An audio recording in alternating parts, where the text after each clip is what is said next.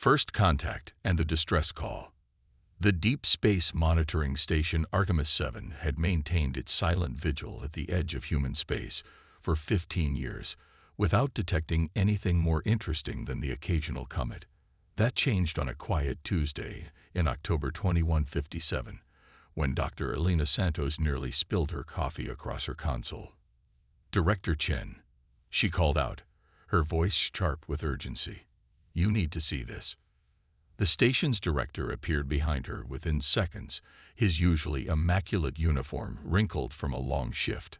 "What have you found?" Elena's fingers danced across the holographic display, bringing up a cascade of readings that pulsed with an otherworldly rhythm. "It's a signal, sir, but unlike anything we've ever recorded. The pattern suggests artificial origin, but—" She paused, double-checking her calculations. "It's coming from over 300 light-years away." The signal didn't match any known human transmission protocols. Its structure was too elegant, too precise to be natural phenomenon.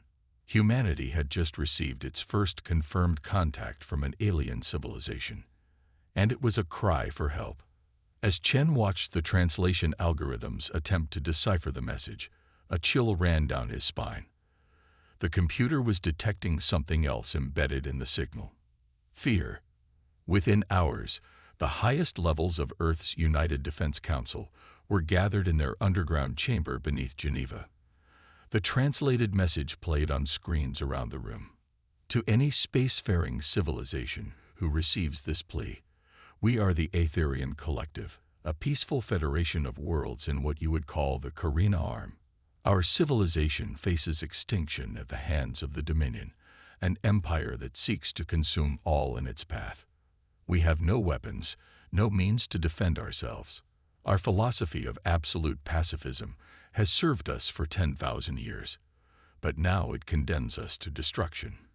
If there is any conscience in the galaxy, any force that might stand against this darkness, help us." Admiral Sarah Chen, no relation to the station director, stood at the center of the chamber. Her weathered face showed the weight of the decision before them. "We've confirmed the signal's authenticity. The Aetherian Collective exists, and they're being systematically conquered by this Dominion. The question is, what do we do about it? We're barely a spacefaring civilization ourselves," General Rodriguez pointed out. "We've only had FTL capability for 20 years. Are we ready to intervene in an interstellar war? Can we afford not to?" countered Dr. Yuki Tanaka, Earth's leading xenoanthropologist. "This could define humanity's role in the galaxy for centuries to come.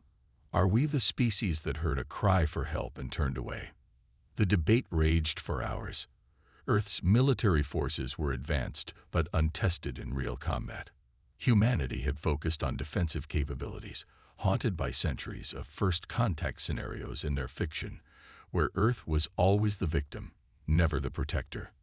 Admiral Chen finally raised her hand for silence. "There's something else to consider. Our scientists have analyzed the technical data embedded in the Aetherian transmission. Their worlds have gravity roughly 0.3 of Earth's. Their atmospheric pressure is about half of ours. What we consider a normal environment would crush them." The room fell quiet as the implications sank in. Humans had evolved on what they now knew was a death world, a planet whose harsh conditions had forced them to become stronger, faster, and more resilient than most galactic life. What they had once seen as a disadvantage might be their greatest asset. "We spent centuries wondering if we'd be the primitives of the galaxy," Chen continued. "We imagined being the ones who needed protection. But maybe we evolved in such harsh conditions for a reason. Maybe we're meant to be the protectors." The vote was unanimous. Within 24 hours, Earth's most advanced warships were preparing for deployment. The UES Hyperion, humanity's newest and most powerful vessel, would lead the response fleet. Its captain, David Chen, son of the admiral, stood on his bridge as the crew made final preparations for their longest jump yet. "Status report," he commanded, his voice steadied despite the historic weight of the moment.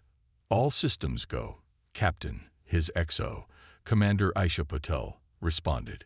The fleet is formed up and ready for jump coordination. David touched the medallion beneath his uniform, a piece of the first human spacecraft to achieve FTL travel. His mother had given it to him when he earned his command, telling him to remember that humanity's greatest achievements came from helping others reach the stars. "Send a message to the fleet," he ordered. "All ships, prepare for jump. We're about to show the galaxy what humanity stands for." The Hyperion's quantum engines hummed to life, preparing to tear a hole through space-time. As the jump countdown began, David thought about everything that had brought humanity to this moment. All their struggles, all their hardships, had forged them into something unique, a species strong enough to protect those who couldn't protect themselves. Jump in 3, 2, 1. The fleet vanished into the quantum void, racing towards their first interstellar conflict. Humanity had evolved on a world that demanded strength to survive. Now they would use that strength not to conquer, but to defend. The age of the Deathworlders had begun, and the galaxy would never be the same. The human response. Quantum space shattered like broken glass as the human fleet emerged at the coordinates provided by the Aetherian distress signal. Captain David Chen's first glimpse of an alien civilization wasn't the elegant crystal spires he'd imagined, but rather the burning wreckage of orbital platforms scattered across the violet skies of Aetheria Prime. Multiple hostile contacts detected, Lieutenant Sarah Wong announced from her tactical station. 20 vessels of unknown configuration. They're massive, sir. Each one's nearly 3 times our size. The Dominion ships resembled obsidian arrowheads, their hulls absorbing rather than reflecting light. They moved with a predator's grace, methodically destroying everything in their path. Below them, the surface of Aetheria Prime sparkled like a jewel, its crystalline cities refracting the light of twin suns. "Life signs on the surface?" David asked, his voice tight with concern. "Millions, sir," Commander Puddle reported. "The Aetherians appear to have taken shelter in underground structures. But those ships up there are systematically targeting their defensive shields. At this rate, they'll break through within hours." David studied the tactical display.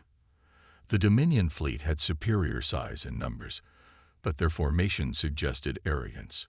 They weren't expecting resistance. They certainly weren't expecting humans.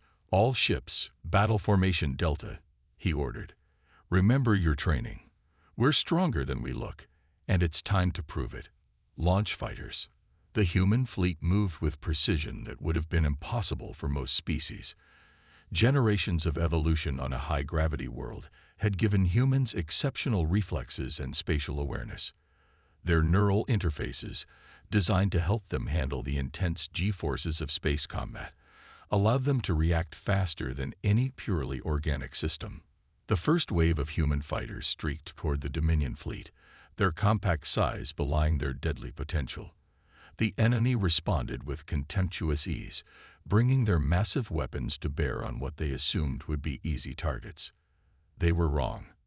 Human pilots, their bodies naturally resistant to G-forces that would kill most species, pulled maneuvers that seemed to defy physics. Fighters spiraled through gaps in Dominion defenses, their antimatter warheads finding vulnerable points that larger ships couldn't target. "First blood to us," Commander Patel announced as one of the Dominion vessels erupted in a cascade of secondary explosions. "They're reorganizing. And, sir, they seem confused." David allowed himself a grim smile. They've never fought Deathworlders before. Let's show them why that was a mistake. "All ships, execute attack pattern Epsilon. Target their command and control systems." The UES Hyperion surged forward, its quantum shields deflecting energy beams that could have vaporized small moons. Human ships had been built to withstand the crushing pressures of gas giant atmospheres and the radiation fields of neutron stars. Compared to Earth's natural hazards, even the Dominion's advanced weapons seemed manageable. "Sir, we're being hailed," Lieutenant Wong reported. "The Dominion flagship is requesting communication." The main view screen flickered to life, revealing humanity's first look at their adversaries.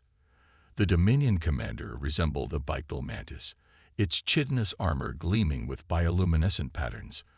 When it spoke, its mandibles clicked in what the translation software interpreted as confusion and rage. "What manner of creatures are you?" it demanded. "How dare you interfere in matters beyond your understanding?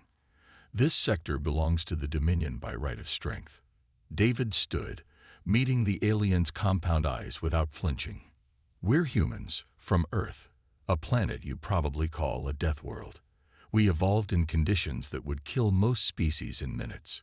We grew strong not to conquer, but to survive. And now we're using that strength to protect those who need it." The Dominion commander's bioluminescence pulsed with what might have been amusement. "Protecting the weak only ensures the decay of the galaxy. Stand aside, or be destroyed with them." "You're wrong," David replied. "Strength isn't just about destruction. Sometimes the strongest thing you can do is shield others from harm. Allow me to demonstrate." He cut the transmission with a gesture. "All ships, execute attack pattern Omega. Show them what humans can really do." The battle that followed would be studied in military academies across the galaxy for centuries to come.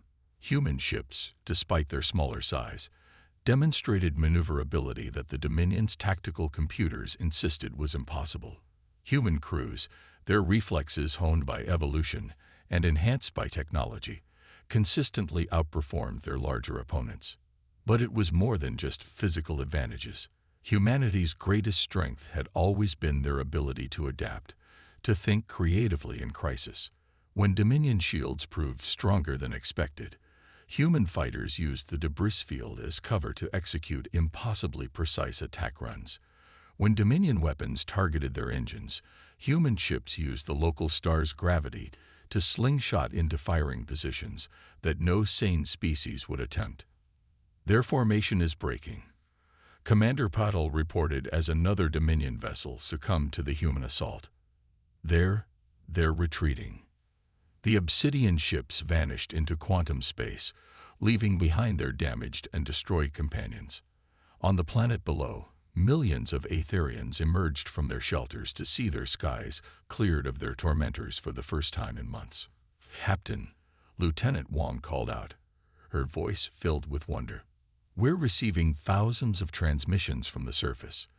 They're singing." The bridge crew listened in awe as the collective voice of an alien civilization rose in what could only be described as a symphony of gratitude. The Aetherians' natural bioluminescence created patterns of light visible from orbit, transforming the planet's surface into a canvas of joy and relief. David touched the medallion beneath his uniform again, thinking of how far humanity had come. They had evolved on a world that demanded strength, developed technology that pushed the boundaries of physics, and trained themselves to face any challenge. But in the end, their greatest achievement wasn't in their power to destroy, but in their choice to protect. "Send word to Earth," he ordered. "First engagement successful. But this is just the beginning. The Dominion will be back, and next time, they'll be ready for us. We need to prepare." As the human fleet took up defensive positions around Aetheria Prime, David knew that everything would change. Humanity had found its place in the galaxy not as conquerors or victims, but as guardians. The Deathworlders had become defenders of life. Turning the tide. The great hall of the Aetherian High Council sparkled like the inside of a diamond, its crystalline walls refracting the light of 3 moons. Ambassador Sarah Chen, daughter of Admiral Chen, stood before the assembled council, her environment suit the only thing protecting her from what the Aetherians considered normal atmospheric pressure. To them, Earth standard conditions would be like standing at the bottom of an ocean. "Your species evolved in such conditions." The High Speaker's translucent form pulsed with patterns of disbelief as holographic displays showed Earth's environmental data. "Nearly twice our atmospheric pressure, double our gravity, extreme temperature variations, constant radiation from your sun, and regular exposure to toxic compounds. We call it home," Sarah replied with a slight smile. "What you see as harsh conditions shaped us into what we are. Every human capability that seems extraordinary to you came from the need to survive Earth's challenges. The council chamber hummed with the musical tones of Aetherian communication as they processed this information. The high speaker's form shifted through various colors before settling on a deep blue of understanding. The Dominion believed themselves superior because they evolved in conditions slightly more demanding than ours. They said, "But you make them look fragile by comparison." "That's why we're here," Sarah responded. "Not to dominate, but to protect. Our strength came at a cost, but it gives us the ability to defend those who can't defend themselves." The strategic briefing that followed revealed the full scope of humanity's impact. In the 3 months since the first battle at Aetheria Prime, human forces had engaged the Dominion in 17 major confrontations. The results had shocked the galaxy. Human ships, though smaller, could operate in conditions that would crush most alien vessels. They could hide and gas giant atmospheres, use solar flares as cover, and execute maneuvers that other species' computers classified as physically impossible. But it wasn't just about ships and technology. Human ground forces, when needed, demonstrated capabilities that seemed almost mythical to their allies. In the battle for the colony world of New Haven, a single squad of human Marines had held a mountain pass against an entire Dominion battalion. The Dominion's combat robots, designed to operate in what they considered extreme conditions, had literally fallen apart under their own weight in Earth-standard gravity. "The Dominion is adapting," Commander Pottle reported via hologram from the Hyperion. "They're developing new tactics, trying to find ways to counter our advantages, but they're fighting their own evolution. They simply can't match our physical capabilities." The tactical display showed the current state of the conflict. The Dominion's initial advance had been halted. Their forces were retreating from dozens of worlds, falling back to more defensible positions, but they weren't defeated yet. "We've discovered something interesting about their biology," Dr. Maya Rodriguez, Earth's chief xenobiologist, added from her laboratory on the Hyperion. "The Dominion evolved on a world similar to the Aetherians, but slightly harsher. It gave them an advantage over most species, leading them to believe in their natural right to rule. Meeting us has shattered their entire worldview." The council chambers filled with a new color pattern, hope tinged with concern. "But surely they will not simply accept defeat," the high speaker observed. "What do your tactical analysts predict?" Sarah's expression grew serious. "They're gathering their forces for a major counteroffensive. Our intelligence suggests they're stripping defenses from their core worlds, preparing to throw everything they have at us. They'd rather risk their empire than accept that they're not the strongest species in the galaxy." The display shifted to show the Dominion's probable attack vectors. Their remaining forces were consolidating around a sector of space that human analysts had dubbed the Anvil. It was a region dense with stellar phenomena that would normally make military operations impossible. "They think the conditions there will nullify our advantages," Commander Peitel explained.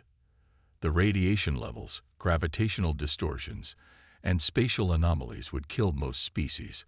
They're counting on it being too extreme even for us." A wave of fear patterns rippled through the council, but Sarah smiled, recognizing the expression on Commander Patel's face.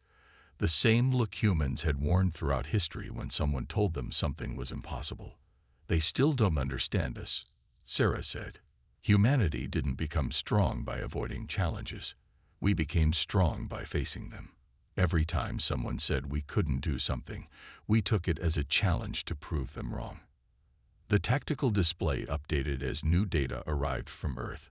Dozens of human ships, specifically modified for the extreme conditions of the Anvil, were already being dispatched. Earth's best scientists were working around the clock, developing new technologies and techniques to push the boundaries of what was possible. "We're not just fighting with strength," Sarah continued. "We're fighting with innovation, adaptation, and determination. The Dominion thinks evolution gave them the right to rule. We're going to show them that true evolution isn't about dominating others. It's about finding ways to coexist and protect one another." The high speaker's form shifted to a color humans had never seen before, a new pattern created specifically to express their feelings about their protectors. When we sent our distress call into the void, we hoped to find allies. Instead, we found something more precious. Guardians who understand that the greatest strength lies not in the ability to destroy, but in the choice to protect. As the council session concluded, Sarah received a priority message from the Hyperion. The Dominion's fleet movements had accelerated. The final confrontation was approaching faster than expected. But as she watched the Etherian council members, their forms shimmering with newfound confidence, she knew humanity was ready. They had spent their entire existence preparing for this moment, even if they hadn't known it. Every hardship they had endured, every challenge they had overcome, had forged them into exactly what the galaxy needed: protectors strong enough to face any threat, yet wise enough to use that strength in defense of others. The battle for the Anvil would decide the fate of not just this conflict, but the future of galactic civilization. Humanity was about to face its greatest test, not of their strength, but of their commitment to using that strength in service of peace. The price of protection. The region of space known as the Anvil lived up to its name. Stellar radiation bombarded the human fleet from 3 dying stars, while quantum fluctuations threatened to tear apart the fabric of space itself. In the command center of the UES Hyperion, Captain David Chen watched the tactical display with grim determination as his ships moved into position. "Status report," he ordered, his voice steady despite the ship's constant shuddering under the assault of gravitational waves. "Shields at 60% and holding," Commander Puddle reported. 5 ships have already had to fall back due to radiation damage. "The Dominion fleet, sir, they're putting everything they have into this. We're tracking over 300 vessels." The enemy ships emerged from quantum space like a swarm of angry wasps, their obsidian hulls now reinforced with what appeared to be living metal. The Dominion had spent months preparing for this battle, modifying their ships to survive in conditions that would normally destroy them. "They're desperate," David observed. "They're burning through their ship's structural integrity just to stay in formation." Message from all commanders: execute Battle Plan Omega. The human fleet split into smaller task forces, using the Anvil's dangerous conditions to their advantage. Where the Dominion saw only hazards, humanity had learned to see opportunities. They used solar flares as cover, gravitational eddies as natural accelerators, and radiation belts as sensor screens. But the Dominion had learned too. Their first volley of attacks showed none of their previous arrogance. They had studied human tactics, adapted their strategies, and come prepared for a fight against Deathworlders. "Multiple hits on the Dresden and the Sagan," Lieutenant Wong called out. "They're targeting our environmental systems. They're trying to force us to operate in their preferred conditions." David watched as 2 human ships withdrew from the battle, their life support systems compromised. The Dominion's strategy was clever. They couldn't match human physical capabilities, so they were trying to negate them instead. "Sir," Commander Patel's voice carried an edge of concern, "the Dominion fleet is deploying some kind of new weapon. Energy readings are off the charts." The tactical display showed dozens of smaller objects launching from the Dominion vessels. They moved erratically, as if alive, leaving trails of quantum distortion in their wake. "Analysis suggests there's some kind of biological quantum torpedoes," Dr. Rodriguez reported from her lab. They're attempting to temporarily alter the fundamental constants of spacetime in their target areas. "If they hit us." She didn't need to finish. In localized areas where the weapons detonated, the laws of physics themselves seemed to waver. Human ships caught in the effect found their carefully calculated maneuvers suddenly impossible, their crews struggling against altered gravitational forces. "The Jakarta is down," Wong reported, her voice tight. "The Shanghai. Direct hit. No survivors." The names continued, each one a knife in David's heart. The price of being protectors was being paid in human lives. But even as ships fell, the human fleet adapted. They always had. Data from each hit was analyzed, countermeasures developed in real time. Humanity's greatest strength had always been their ability to learn, to change, to overcome. New formation, David ordered. Pattern Delta 7. Focus fire on their weapon platforms, and get me a channel to Admiral Chen. His mother's face appeared on the command screen, her features illuminated by the emergency lighting of her flagship. The Dominion's weapons are more effective than we anticipated, she said without preamble. We've lost 30 ships, but their fleet is burning through their resources at an unsustainable rate. They don't care, David realized. This isn't just about conquest anymore.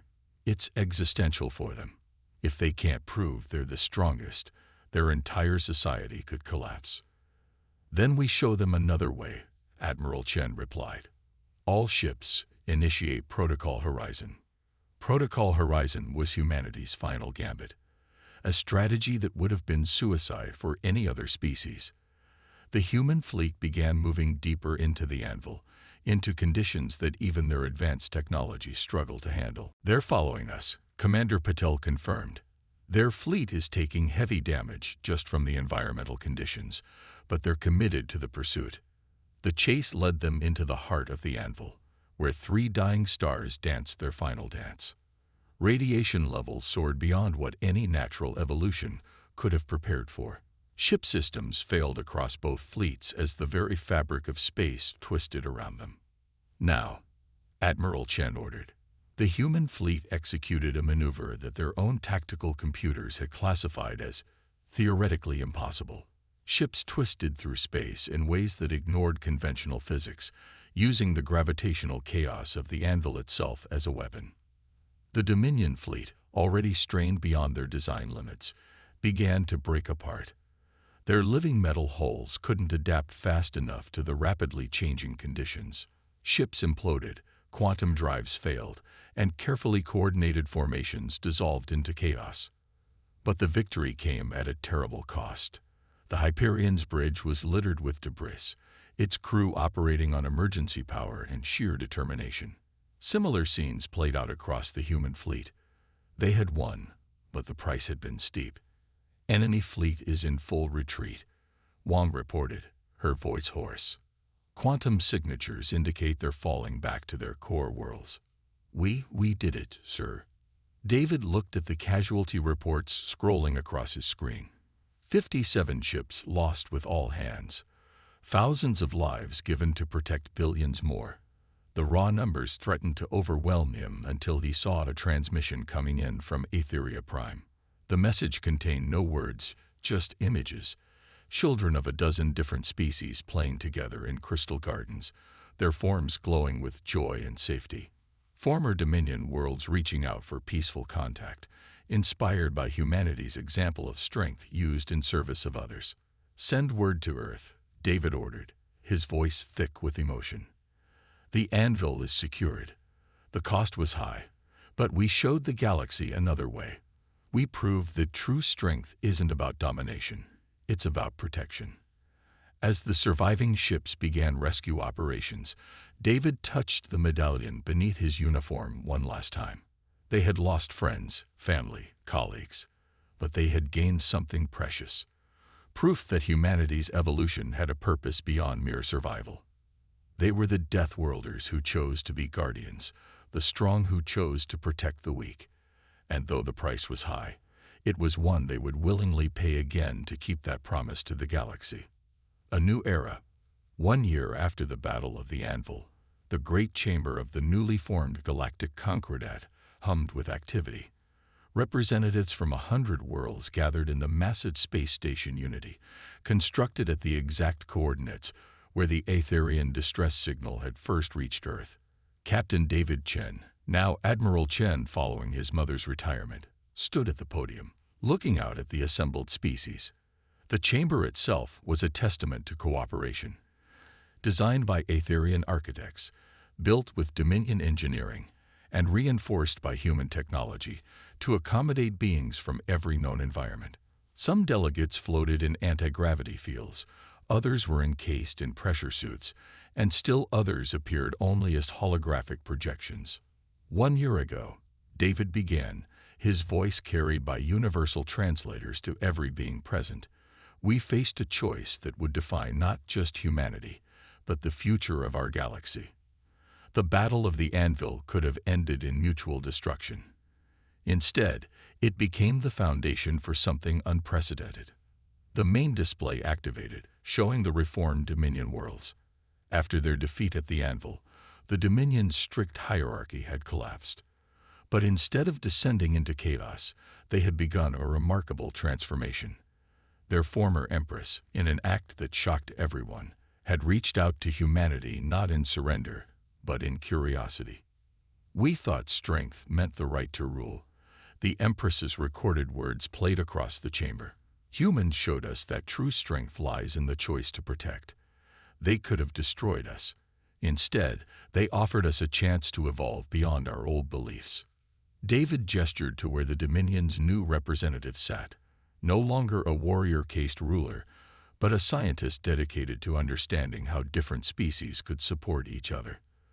The former empire's vast knowledge of xenobiology was now being used to help species adapt and thrive rather than to find weaknesses to exploit. The Galactic Concordat, David continued, represents more than just a peace treaty or a mutual defense pact. It represents an understanding that diversity is not a weakness to be eliminated, but a strength to be celebrated. Every species here evolved to survive different challenges. Together, we are stronger than we could ever be alone. The display shifted to show the incredible developments of the past year. Aetherian crystal technology, combined with human resilience and Dominion engineering, had created ships that could safely transport any species through any conditions. Former Dominion warrior castes now served as peacekeepers, protecting trade routes and responding to natural disasters.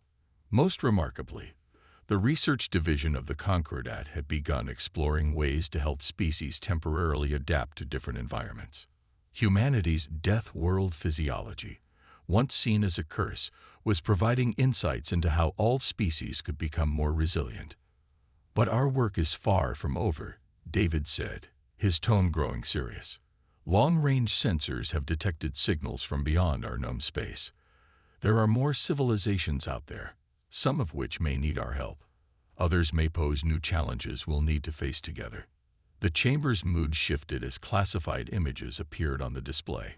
Massive structures of unknown origin at the edge of charted space, and energy signatures that defied current scientific understanding. The galaxy is vast, and we are still learning our place in it, David continued. But we know this much: strength without compassion is meaningless. Power without purpose is empty. Evolution gave humanity the ability to survive almost anywhere, but we chose to use that ability to help others survive too.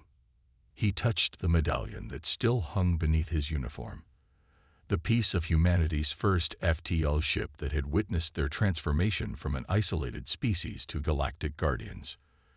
Today, we formalize the principles that will guide our future, he said. The Concordat's primary directive is clear. We protect those who cannot protect themselves. We share our strengths to overcome our individual weaknesses. And most importantly, we recognize that true civilization is measured not by its ability to destroy, but by its commitment to preserve and protect. The chamber erupted in a symphony of approval. From the musical tones of the Aetherians to the bioluminescent pulses of the Dominion representatives. Species that a year ago have been mortal enemies were now planning joint scientific missions and cultural exchanges. As David looked out at the assembled delegates, he saw the future his mother had dreamed of when she first ordered the human fleet to respond to the Aetherian distress call. Humanity had found its purpose among the stars not as conquerors or victims, but as guardians who understood that the greatest use of strength was in service of others. The medallion beneath his uniform caught the light from a passing star. It had been joined by a second medallion, a piece of the Hyperion's hull from the Battle of the Anvil, engraved with the names of those who had given their lives to protect others. Their sacrifice had transformed the galaxy. As the Concordat session continued, new reports arrived from Earth. The next generation of human ships was ready for launch, designed not for war, but for exploration and rescue. They carried the hope of a galaxy that had learned that diversity was strength, that protection was nobler than dominion, and that even Deathworlders could become the galaxy's greatest champions of life. The age of isolation was over. The age of conquest had passed. A new era had begun, one where the strongest served as guardians, where ancient enemies became steadfast allies, and where the challenges of space would be faced not alone, but together. Humanity's evolution had prepared them for this role, though they hadn't known it. Every hardship they had endured on their harsh world had forged them into exactly what the galaxy needed. Protectors strong enough to face any threat, yet wise enough to know that the greatest victories come not from defeating enemies, but from transforming them into friends.